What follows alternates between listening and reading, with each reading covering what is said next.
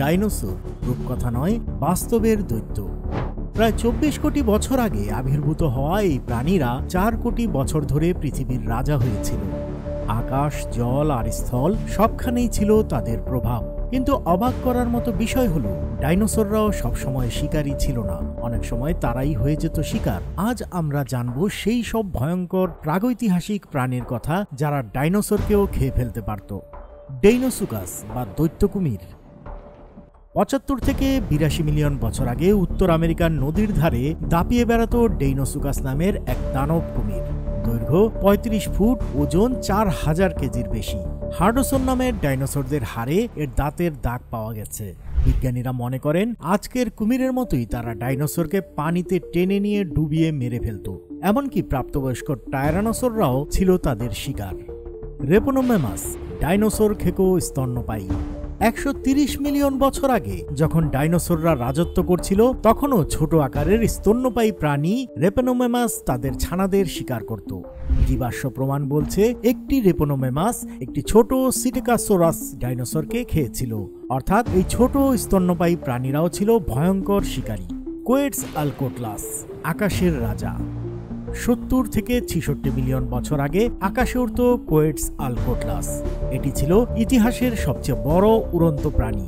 ডানার দৈর্ঘ্য ছিল প্রায় 36 ফুট। লম্বা দাঁতবিহীন চঞ্চু দিয়ে তারা ছোট ডাইনোসর কিংবা মৃত প্রাণী খেয়ে ফেলতে পারত।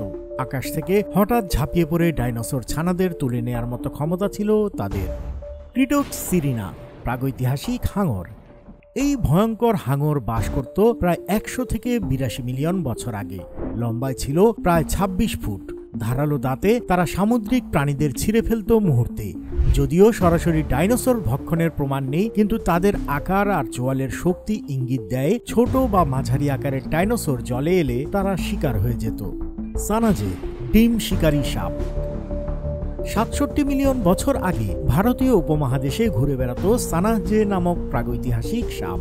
দৈর্ঘ্য ছিল 3 মিটার। এই সাপগুলো টাইটানোসরের বাসা খুঁজে বের করত, ডিম ফুটে ছানা বের হওয়ার সাথে সাথেই গিলে ফেলত।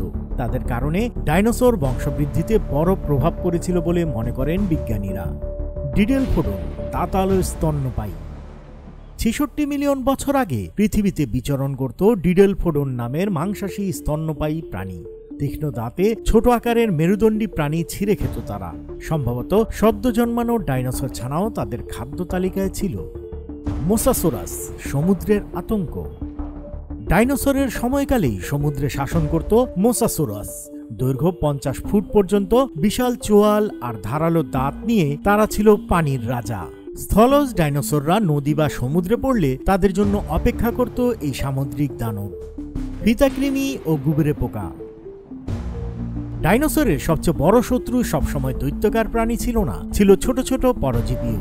ফিতাকৃমি ডাইনোসরের শরীরের ভেতরে বাস করত, তাদের দুর্বল করে তুলত আর মৃত্যুর পর ডাইনোসরের হাড় ভেঙে ফেলত বোন বোরিং বিটল নামে এক বিশেষ গুবরে পোকা।